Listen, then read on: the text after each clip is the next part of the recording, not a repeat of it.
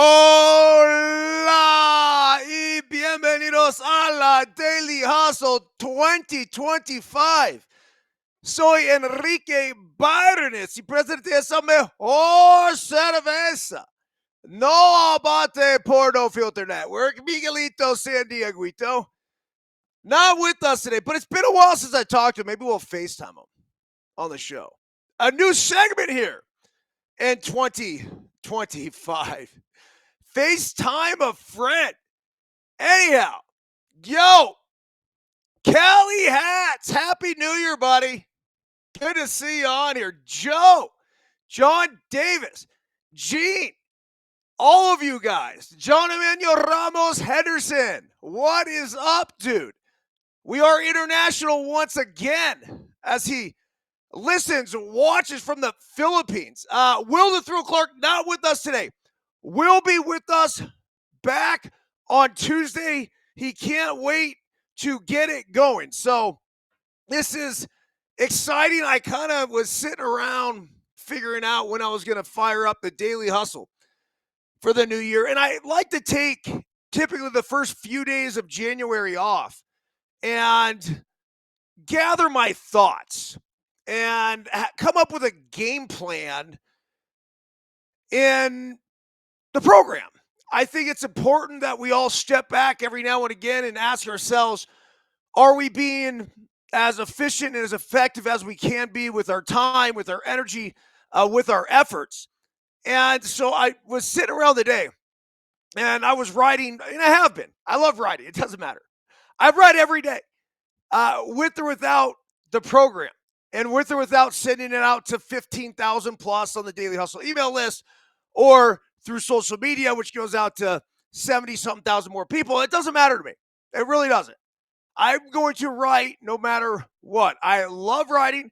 I love reading news articles. And that's why when I think about doing this show, hey, this isn't work for me. This is what I do anyway. And to be able to come on here and share this with each and every one of you is really important. And what I also like to do each and every single morning, or in this case, afternoon, is come on here and properly salute each and every one of you. Welcome to the new year. Yes, yes, yes, yes, yes, yes, yes. Woo! Remember this, folks. When we are juiceful, we are useful. And when we are juiceless, we're fucking useless. A very pleasant good afternoon to you. I don't know how many afternoon daily hustles I've done. I certainly have done a couple, but not a lot. And this is actually not going to be the trend. The idea and thought is that we're going to go 9 a.m. Pacific time as consistently as possible starting on Monday. But there's so many free-flowing thoughts I had in my mind today. And the fact that we're snowed in here, so it disrupted my pickleball game. I said, you know what? Let's knock out a daily hustle, get the year started the right way. So here we go. Today's daily hustle that was supposed to go out to the 15,000 people I just mentioned, but it did not go out. And the reason being is, well, we can ask my wife. I don't know what happened, but there essentially was a declined payment for my MailChimp. So I put Tara on it this afternoon. To her credit, she got it fixed in a hurry. The email should be out in the next, quote unquote, 2 to 3 hours, but they put a block on that. So here we go. This is an interesting one. Happy New Year and welcome to the 2025 Daily Hustle. I look forward to hard charging the year with you guys, sharing a few motivational quotes and inspirational tales that will ideally keep us all thinking, smiling, and laughing through life. Today is Friday, January 3rd, 2025, Daily Hustle quote of the day. Not only do we have the right to stand up for ourselves, but we have the responsibility. Daily Hustle translation. Within hours of the new year, our country was hit with 2 terrorist attacks, one in New Orleans and the other in Las Vegas. In New Orleans, a man drove a pickup truck into a crowd on Bourbon Street, killing 15 people, while in Las Vegas, hours later, Another man drove a Cybertruck in front of the Trump Hotel, then shot himself in the head seconds before the truck blew to pieces. Fortunately, despite the massive explosion, the driver was the only one who died. On Halloween 2017, I was leaving in New York City and went for a long run, 20 miles to be exact, along the West Side Highway. I remember that it was 20 because I got back to 19th Street where my condo was. I was at 16 miles and decided to go 2 more miles down to the World Trade Center and then 2 more miles back up to make it 20. I finished the run at 2:30 p.m., grabbed a smoothie at the market next door to my place, then showered up to get ready to head to work at MLB Network. By the time I got out of the shower at around 3 p.m., I could hear sirens and my phone blowing up. Much like the terror attack in New Orleans, a man in a pickup truck maneuvered the vehicle onto the bike running path, then hit the gas pedal and sped down the path, killing 8 people and severely wounding 13 more. Had the attack been 30 minutes earlier, I would have been on that exact same path running directly toward a speeding truck. Oftentimes, we can feel removed from many of these tragic events, either because we didn't know anybody involved or it may have occurred at a relatively unfamiliar location, but this one certainly hit home. Look, we live in a beautiful world, but unfortunately, it's filled with a lot of fucked up people. Through, all right, let me go back to that here. Look, we live in a beautiful world, but unfortunately, it's filled with a lot of fucked up people. Through senseless violence, terror groups, the sole objective is to strike fear into our country's citizens with the ultimate goal of disrupting life as we know it. The question then becomes, what can we, as people of this great nation, do in response to these cowardly acts of evil? Don't back down. The very next day after the West Side Highway attack, I ran along the path as I normally would. Less than a mile from my place along the path was a makeshift memorial filled with flowers and pictures of the victims. I stopped, bowed my head, said a prayer, and then took my Yankees hat off that I was wearing, placed it amongst the flowers and pics, and then just kept running. The United States of America will continue to be targeted by extremists, and our nation's law enforcement will continue to work hard to prevent further attacks by taking preventive measures, fighting terrorist cells within our borders and beyond. That said, as the Daily Hustle quote of the day suggests, we as civilians need to make sure we continue to stand up for ourselves by doing two very simple things. Number one, stay incredibly vigilant. Number two, live our fucking lives. EB. P.S. The photo, which features my New York Yankees hat, is part of the Getty Images collection and has been featured in publications all over the world. Also, click the blue link for a special Daily Hustle afternoon edition to kick off the 2025 Deuces Wild Daily Hustle show. So here's a pic. Isn't that cool? So I'm running along, and I had no idea what I was going to find. I took off, and was I hesitant? Yeah, fuck yeah. I also didn't want to be the person that was being disrespectful by running down there and being one of these looky-loo type of people and what's that? And I wasn't interested in doing that, but I also wasn't interested in staying home or running the other way to avoid that area just because I, in a lot of ways, want to make a statement. So I took off. And for those who have been on the West Side Highway, you guys know they have that bike path, right? Which is where the truck went.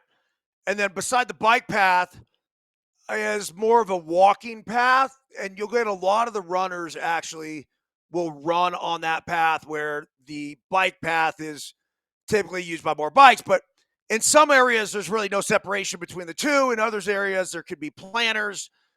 Some spots there might even be a building or something, whatever. So in my mind, I'm like, look, I knew it took place on the bike path. I'll get onto the running path and just go. But I'm also not going to be fucking scared of going back out there. And so I took off and I went. And as I was running along, couldn't help but notice there it was. Exactly where the truck had entered the path. And then there was that gate that I just showed you in the pic. And there were flowers, there were pictures, there was uh, at least 50 people gathered around. There were news cameras. And I didn't want to make a big deal out of it because it certainly, wasn't about me or anything else. And I didn't have flowers. I'm like, what can I leave here that's a symbol of New York City? That's a symbol of collectiveness, of unity, togetherness is the word I was trying to think. I'm not sure if collectiveness is a word. I guess it is, and I guess it would probably even maybe work in this situation. But I'm like, whoa, and I like just I took my hat off actually to kind of take a second and say a little prayer, and um, then instead of putting it back on my head, I kind of put my head down and I walked over. If you see the hats off to the side, I didn't want it to be a centerpiece. This wasn't uh Yankees commercial. It was just the NY, and everyone knows that represents the fucking city. Forget the Yankees. I had nothing to do with the Yankees. And so in my way, it was saying, hey, look, uh, this is a way to pay respects to 8 people that lost their lives, 13 other people that were their lives obviously forever changed. A lot of people ask me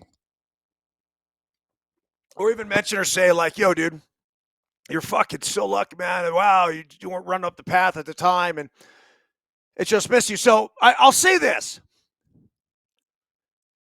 If you were to go back and tell me that I could have been a half hour later and I would have been running up that path at the same time that truck was speeding down, I would tell you, and I would still tell you today, I take it. And the reason being is so long as I had my head up, which I typically do, I should have been able to see what was coming my way. Now, is to the point where you're like, yeah, man, I wish I was on my path and lost my life? No, not at all. That's not the idea. But if you would put me on that path and I were on that path and you tell me there's a small probability or even maybe even a decent probability that I could have helped somebody get out of the way. The guys that got killed were going south on the path and they were on their fucking bikes. There's nothing they could do, right? Number one, you don't see it coming. It's coming from behind you. And you have these bikes, so even if the last second, if you hear something like this, not like you can maneuver it and jump into a bush or jump off the path.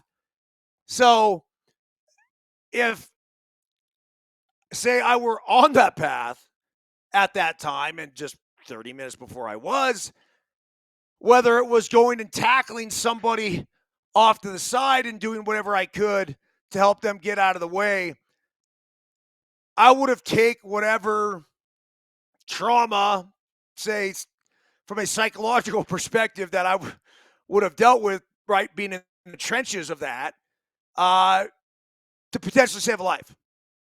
So, it's crazy. But I think going forward here, and I've said this back then, I think living in New York really helps you take this proper perspective. Look the fuck out, man. Everywhere I walked. And I didn't walk scared. I just walked with my chin up and my eyes wide open and just checking out everything everywhere. Don't ever get complacent. Just don't do it.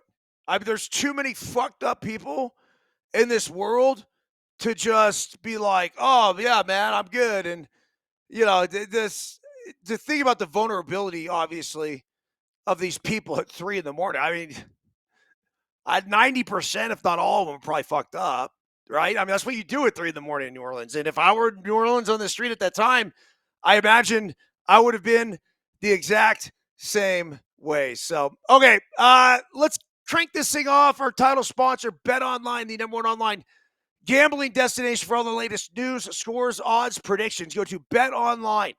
Bet Online, when you're there, type in the promo code BLEAV, capital BLEAV, for 50% off your first deposit. Bet Online. The game starts here. We're also sponsored by the Let Them Play Parenting and Coaching Guide to Youth Sports. If you have not picked up a copy of this, go to ericbyrnes.com, EricByrnes.com. And while there, you can also pick up a copy of the Daily Hustle 222 Unfiltered Life Guidance from a Human Crash Test Dummy. And the Effortless Unfiltered. No, excuse me. This one's Life Lessons from a Human Crash Test Dummy. This one is Unfiltered Life Guidance from a Human Crash Test Dummy. And, of course, you got the Foot Reflexology Board. The shit works. I actually had a little, I don't know, soreness in my heel recently. I have no idea what it was from, but I went several days when I was in Florida without my foot reflexology board, and that's when I started noticing it. And then since I've gotten home and been standing on the board, it is just about completely gone. I'll feel every now and again, but I was in Florida like this. And look, the bottom line is with the reflexology, it promotes blood flow, right? And people all the time will ask me, they say, hey, I got plantar fasciitis. Is it going to help? I got this, I got that. I don't know, but it's worth a shot is what I tell them. And the reason being is that it promotes blood flow throughout the body. Blood flow obviously reduces inflammation. We reduce inflammation. We alleviate pain. It is as simple as that. All right, Daily Hustle articles for today. So I don't know if you guys are regular listeners to the program. We usually try to get about 5 and go from there, kind of like the 5 biggest stories of the day. But we got here 12 different stories. I'm not sure if I'm going to get to all of them, but let's start because obviously, first and foremost, we're a life optimization podcast, but we also are and would like to be, and we got to work on doing this. I need your guys' help. The number one, how and why we're not the number one fucking baseball podcast out there is beyond me. And there's a couple different rating systems, this and that. Fuck that. We need to do the loyal daily hustlers, the loyal Deuces Wild daily hustlers. It's all one big happy family. We need to be the number one baseball podcast. Nowhere else are you going to get the real-time news. We come on here and report the news. Nowhere else are you going to get the analysis, instant breakdowns of any trades, off-season moves, in-game shit, obviously, that happens. And then the stuff that Will and I do from an instructional standpoint, from a standpoint of live alternative broadcasts, you can't fucking beat it. So I humbly would like to think there are a couple of really good ones out there. I humbly would like to think we are the best, and I will continue to think that and believe that until I see our Deuces Wild at the top of the charts. Okay, there are still 5 big-time free agents left right now, and this is the time of year that panic sets in. If you're a player, it is like, oh, fuck, man, I don't have a job. And if you're a team, you know what it is? It's a bargain, baby. You're like, yeah, if I was going to have to pay $200 million for Alex Bregman a month ago, that price tag just went down to about $150. I'm not kidding. It's a great time for teams to go shopping. They have the after holidays sale. Well, here we had Alex Bregman, like I mentioned, Houston signed Christian Walker to play first base and acquired Isaac Paredes in the Kyle Tucker deal, locking up the corner infield spots. The Yanks signed Goldschmidt to play first base, and while third base is still open, assuming that Jazz Chisholm moves back to second base, New York doesn't appear to have interest in signing Bregman to a 9-figure deal, especially given the penalties it would incur for signing a second player who rejected a qualifying offer. Okay, so that could certainly shake things up with the Yankees. They already signed Max Fried, who rejected a qualifying offer.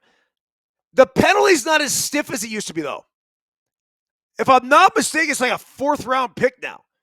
It was a 1st-round pick, which just absolutely screw like these top free agents. Let's see here. The Tigers have been a potential landing spot for Bregman. This is all on MLB.com, by the way. Who has a lengthy history with manager A.J. Hinch. We've talked about that. And they have a need for a right-handed bat. They did recently sign Gleyber Torres to play second base. It says, and while the third base situation remains fluid, the Tigers have ample time to make a play for Bregman to this point. They've had ample time. Yeah, they don't have ample time anymore. I mean, this is shit or get off the pot time, as it is for our next top free agent, according to MLB.com, Pete Alonso. It says the best pure home run hitter available. Alonso's market has been relatively quiet this offseason. A number of teams looking for a first base help addressed their needs before the end of last year, taking them out of play for the 30-year-old slugger. He's only 30. Why does it feel like he's 40? He's been around for a while now. Those include Astros Christian Walker, Yankees Paul Goldschmidt, D-backs and Josh Naylor. Yeah, how about the D-backs get Josh Naylor? I mean, that was a quiet one. Really quiet one. I mean, amongst signing Corbin Burns, and that's a whole nother topic of conversation. The Nationals, Nathaniel Lowe and Josh Bell, the Guardians, Santana. Though not all those clubs are considered potential landing spots for Alonso, I get the Mets remain engaged with Alonso, who has played his entire 6-year career in New York. Industry sources believe the Mets will ultimately re-sign Alonso, though a deal could include opt-out clauses after the first and or second years, giving Alonso an opportunity to explore free agency again after the 25 and 26 seasons. It says 2 other clubs to watch are the Giants and the Blue Jays. Oh, man. I mean, the Giants and Blue Jays, how much rejection can you fucking take? I feel bad for them at this point. Seriously. The Blue Jays and Giants were all in on Corbin Burns, and they got shut out by him. I mean, this goes back to Ohtani that they both got shut out on. I mean, this goes back to fucking Aaron Judge that they got shut out on. They have high hopes. You gotta like them. They're like the guy at the bar that just won't go home. He's drunk. He's had too many. He's chased every hot chick in the bar away. But he's got the one straggler still hanging around that he's trying to work. Oh.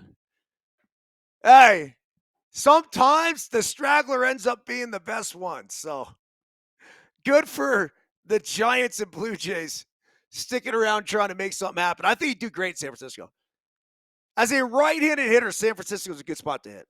It really is. I absolutely fucking loved hitting there. Jack Flaherty's another one. I don't know. Is that a top free agent? It says with Burns, Fried, and Blake Snell all signed deals with new clubs, Flaherty is the best remaining arm. And unlike fellow free agent Nick Pivetta, a 29-year-old didn't receive a qualifying offer. Yeah, that's what I'm saying. He didn't receive a qualifying offer. So the team will not have to give up draft picks. That's good. It says the Orioles seem like a logical candidate. That makes total sense. To sign Flaherty as Baltimore lost its ace to free agency when Burns agreed to the deal with the Diamondbacks. Flaherty pitched for the O's in 2023 after being acquired at the trade deadline. And while he went 1-3 with 6.75 ERA and 9 outings, his rebound 2024 campaign has him in line for a lucrative multi-year deal. I just don't know if the O's are going to give him that.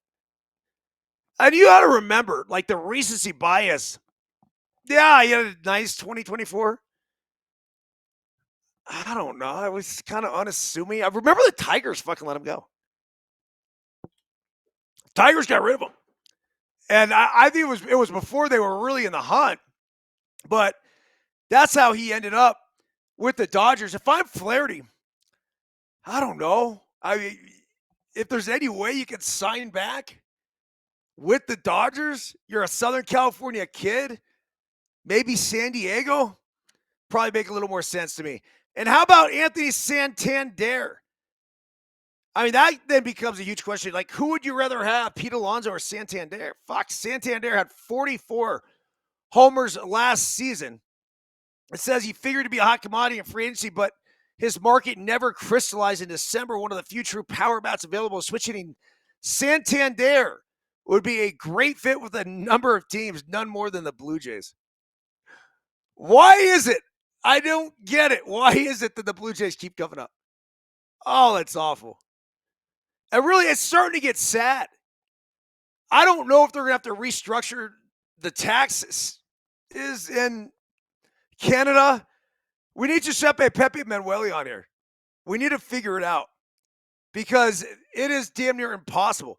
So they were saying with the Corbin Burns signing, even though Toronto offered him more money, even though San Francisco offered him more money, the 2.5% state income tax that Arizona has compared to California's 10% or whatever the fuck it is, and Toronto's socialistic structure obviously led Burns to signing with the Diamondbacks. And then the other real thing about Arizona and signing Corbin Burns and him deciding to stay there, he's got a 3-year-old. His wife just had twins.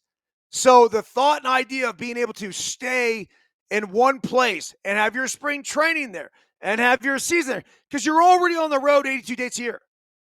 So the rest of those he will be able to spend in his house. Hey, it's tough.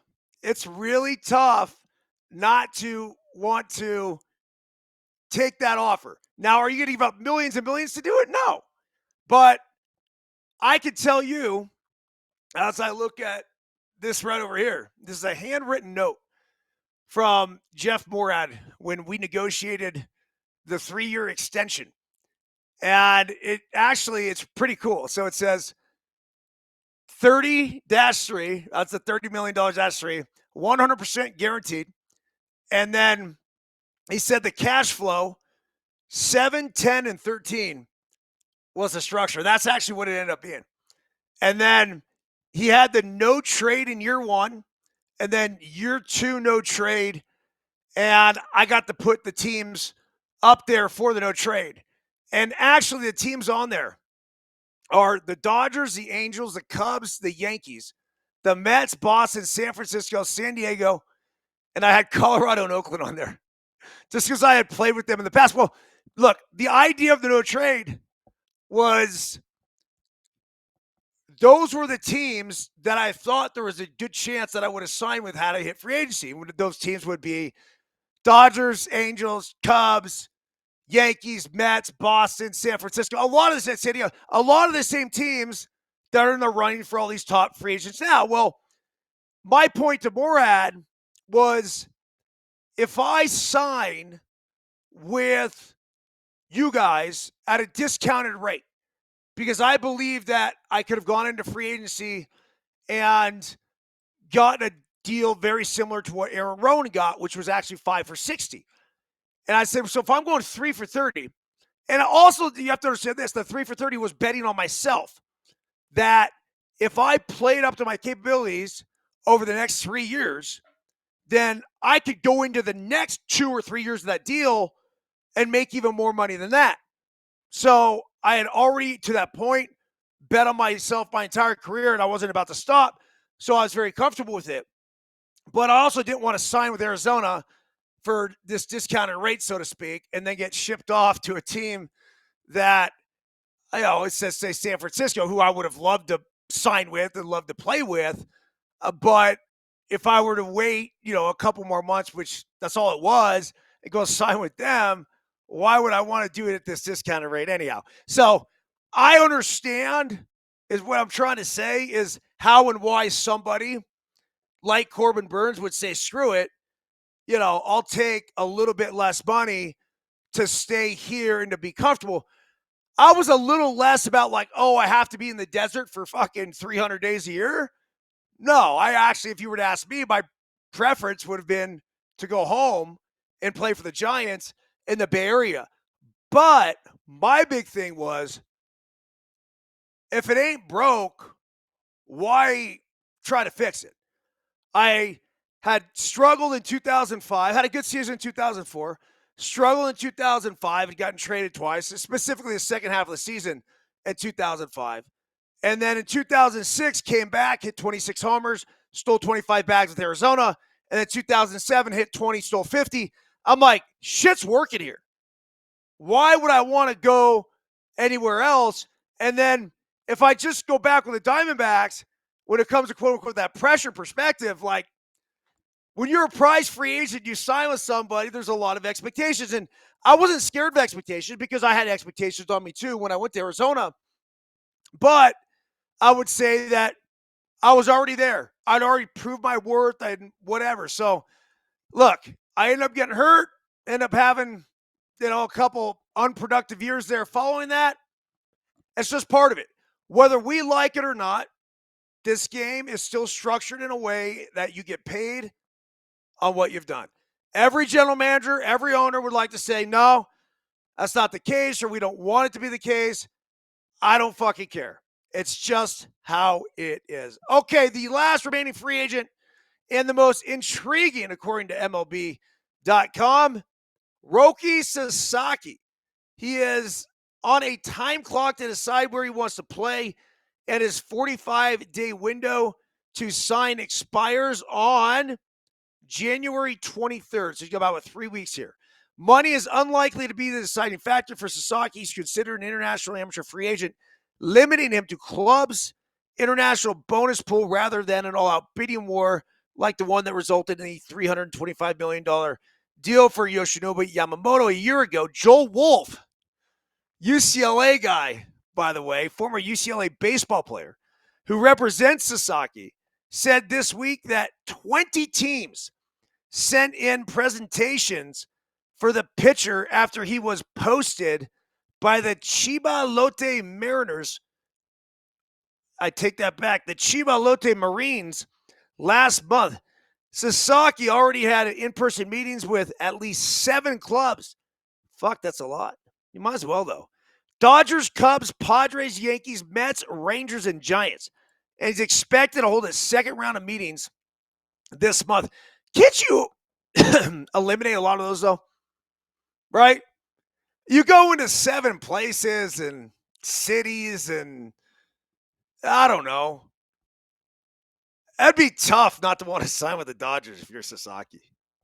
I guess the only way you wouldn't is if you want to stay out of the spotlight of Ohtani and Yamamoto. But remember this, if you're Sasaki, you sign with the Dodgers. You're third fiddle, man. And I think a lot of players would like that. I think some players wouldn't have any interest in that at all, right? I think they would certainly be frustrated. So we shall see. We got here one more breaking news item. Korean standout Hae-Sung Kim signs a 3-year deal with the Dodgers. Wow, this just in. The Dodgers have agreed to a deal with Korean infielder Hae-Sung Kim. The team announced on Friday the deal is for 3 years and a guaranteed $12.5 million with an option for 2028-29 that could increase the value of the deal up to $22 million. With the Los Angeles 40-man roster full after the teammate Teoscar Hernandez's return official on Friday, the Dodgers designated former top catching prospect Diego Curtaya for assignment on a corresponding move. Kim is one of the top hitters of the KBO, was posted by the team, the Kiwoom Heroes, in early December. That marked the beginning of a 30-day window for the 25-year-old second baseman to sign with an MLB team, with a deadline of 5 p.m. Eastern Friday to reach the agreement. Any team willing to pay the Heroes the corresponding release fee and any applicable supplemental fee was able to negotiate with Kim. Kim batted .304 Had a 364 on base percentage over 8 seasons with the Heroes. Kim also stole at least 20 bases in each of the past 7 seasons, reaching as high as 46 in 2021. A left-handed hitter, he slashed 326, 383 the 458 slug, 11 home runs and 30 steals for Kiwoom in 2024. Okay, meh. It ain't the fucking big leagues, dude. I get it. The numbers are nice. It just doesn't necessarily guarantee it's going to translate. So he does get a guaranteed $12.5 million. So there certainly is some investment that goes in there. But my question then becomes, would you rather have Kim or would you rather have Kike Hernandez? Seriously, right? It's a no-brainer. I want the guy that's been there. I want the guy that's done that. I want the guy that's proven he's come up big in the biggest moments time and time again. You can play him anywhere on the field, and he's never been shy about grabbing a teammate's or a coach's piece.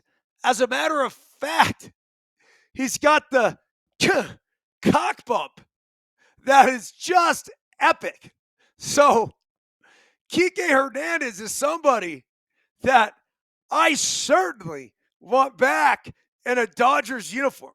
So if this is going to prevent that from happening, fuck that. Not interested at all. You know, especially for the minuscule amount of money and for a guy that's just, nice numbers. But you know what? Your slug's 450 in fucking Korea, dude. Maybe we need to get John Gall on. He played in Korea. His tenure there was short-lived, but I like to hear the comparisons between Korean baseball and the big leagues. Gall was just here.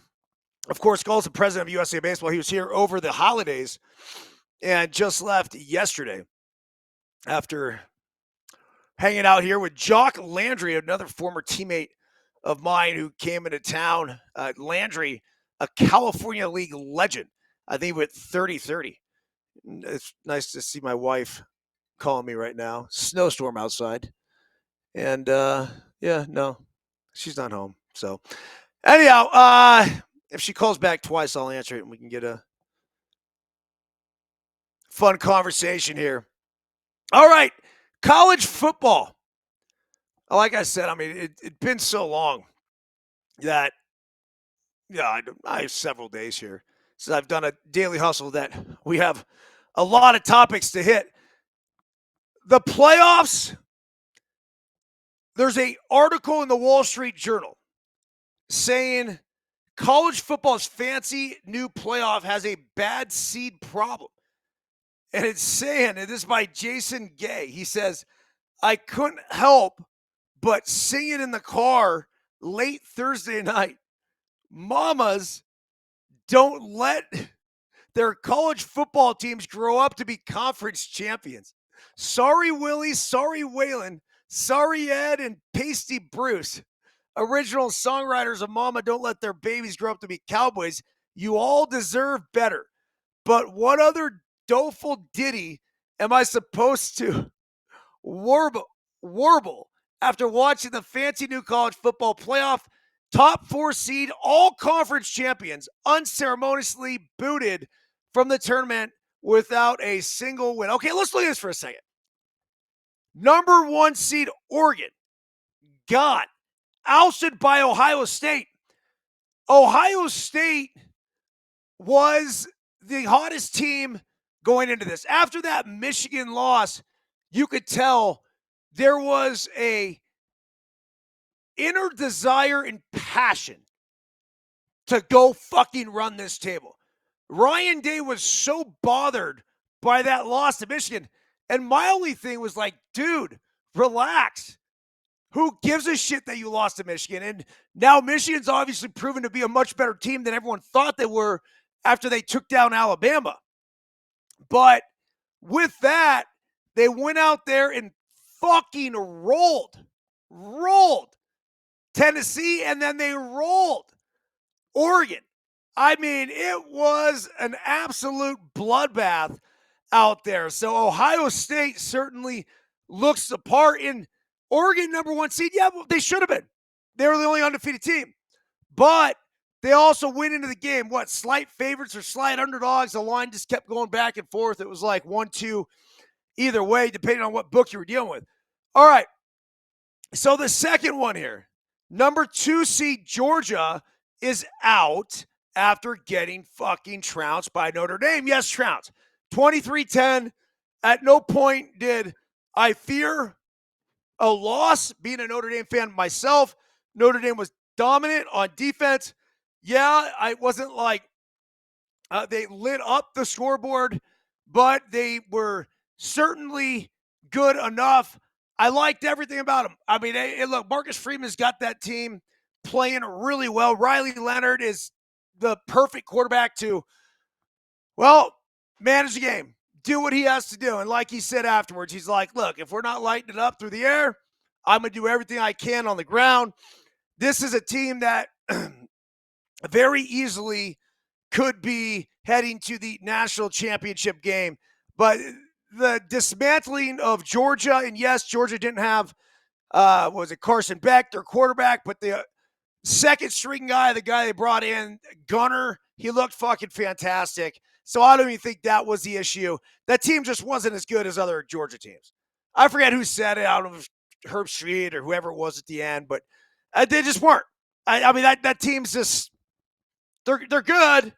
They just weren't great. That's it. And I know they were SEC champs, whatever. Just not great. Okay, let's go to the third game. Boise State whacked by Penn State, and they're fucking huge underdogs. So I don't care even what the seedings said, right? It doesn't matter. Like you would say 1 through 8, 1 through 12. The bottom line was that Boise State should have never been a fucking number 3 seed. If anything, they're a number 12 seed, but they decided, they were the conference champs in whatever conference it is that they play, and they decided to get to them. The same is true with Arizona State. So Arizona State, they win the Big 12. And I don't know if you guys are like me. I still have a hard time looking at Oregon and Arizona State and say, Oregon won the Big 10, Arizona State won the Big 12, and these are fucking Pac-12 teams. I've said it's just too fresh. So they then got ousted by Texas. Well, if the ref didn't fuck up the targeting call, then Arizona State would have been advancing to the semifinals. How and why they didn't call that targeting is fucking crazy. It is one of the worst calls that I've ever seen in any sport at any level. There's no explanation. Absolutely none. There was a defenseless receiver. There was helmet-to-helmet contact. That's it. Did he launch his body? I mean, it doesn't matter. Defenseless receiver, blatant helmet-to-helmet contact. It happened.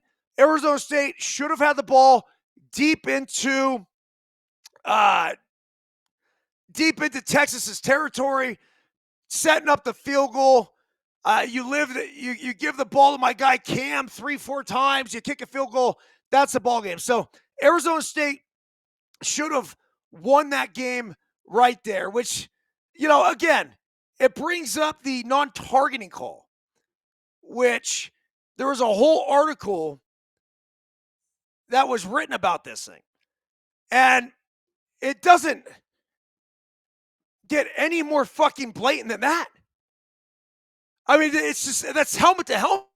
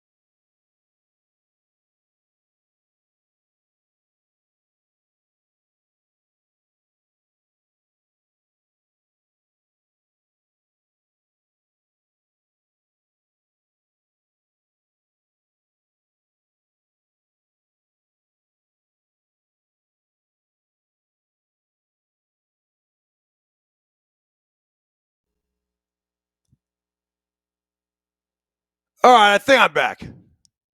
Okay, here is the one thing that I love about the NC2A tournament. And Callie Hatch, you're still there. Let me know if you can see me. Basically, you get to learn the stories of these kids. You get to go ahead and figure out where they come from, who they are. And with Cam Scattaboo, what a fucking legend. I mean, this guy was absolutely destroying dudes out on the football field. And he has been doing this all season long. You just finally get to see it on a grand stage. So, in my humble opinion, as I watched Scattaboo, this guy looks like the best football player in America. How and why he's not playing defense, I don't know. You could say whatever you want about Travis Hunter. I got it. I get it. He is an incredible cornerback. He's an incredible wide receiver. Scattaboo is a fucking beast of a running back. And I swear to you, you could put him at any defensive position you want. He is an absolute fucking beast. So there was some rumors, according to Scattaboo, by the way. Very interesting. So apparently, there was a social media account that posted a photo of Scattaboo at an Atlanta bar on New Year's Eve, evidently trying to imply that the Sun Devils standout was out partying the night before the college football playoff quarterfinal game against Texas. With the post reading, checks out, Cam was out late last night in classic ASU fashion. This is why we aren't a football school. I love it. I absolutely love it. Yeah, look, number one, if you're an Arizona State guy posting it, which it sounds like they are, why the fuck would you try to sell out one of your boys? Right? And number two, Scatterby, like, this is why we're not a football school. The dude was everything. Like, Arizona State has zero chance of ever getting to the point where they got without Scatterby. This guy's a fucking cult hero. Now, Scatterby then responded, which is awesome. It says on Thursday, Scatterby replied to the post, slamming the poster, they called, and calling the post sickening. Scatterboo's post read, "Dude's a clown. That was at 8:30 p.m. and I was with family. Yes, they were drinking alcohol. And if you knew anything about me, you know I don't drink. But I'm sure you posted this because you couldn't get a picture or autograph. Man, some people just want the clout, and it's sickening." So, look, ASU coach Kenny Dillingham supported Scatterby, who was actually on the sidelines puking during the game, and then comes in and scores the game time touchdown later. But Kenny Dillingham, who I'm really digging this guy. He was a high school football coach in Arizona. And then he went to work for, I think, several different colleges, and he ended up back at ASU as his hometown. But Kenny Dillingham's response was puke and rally. How fucking good is that? Anyway, Scatterby, if you're an NFL team, and I was looking at like where he's projected to go. If you're an NFL team and you're not considering drafting Scatterby, you're out of your fucking mind.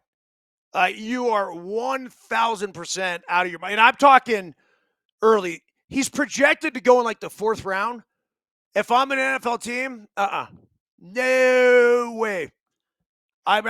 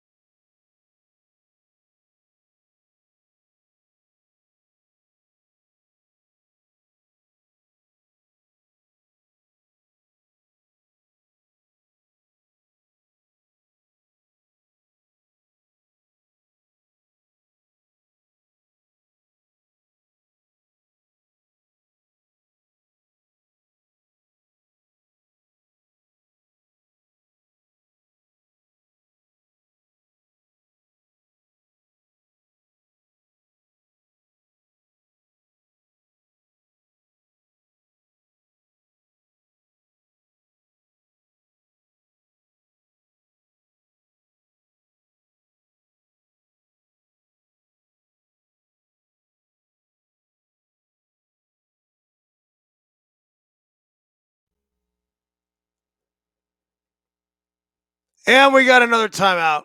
So I'll keep rolling through this just because. The bottom line is you have Ohio State. There are 6-point favorites over Texas. I would not bet against the Buckeyes at this point. No fucking way. Can't do it. Cannot do it. And then you have two of the best defenses in the country going at it. Notre Dame against Penn State. It's Notre Dame minus 1.5. Let's take a look at this little history lesson. It says either two more blue bloods. Notre Dame is a fourth all-time in the NCAA wins leaderboard, and Penn State is eighth. The programs are 9-1 all-time against each other. Last playing a home-and-home series in 06 and 07. Both won by the home team, but they played 12 consecutive years from 81 to 92. Penn State won in South Bend in 82 on its way to national championship, while Notre Dame won in 88 on its way to its